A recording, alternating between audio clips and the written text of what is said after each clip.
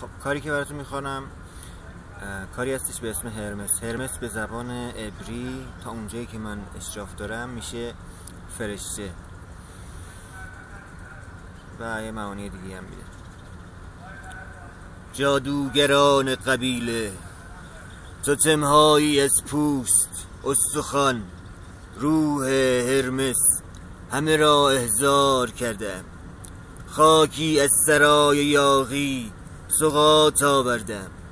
پارسایم را از چشمهایم مست باش، تا شب آیه‌ای دیگر از بهره‌مندی زندانبان، از بکارت‌هایی سلول رفته سخن بگو، که گلخانه‌ای از علف‌های سبز، سلول سلول دوشیزگان ابدی به ابدیت باز خواهند گشت.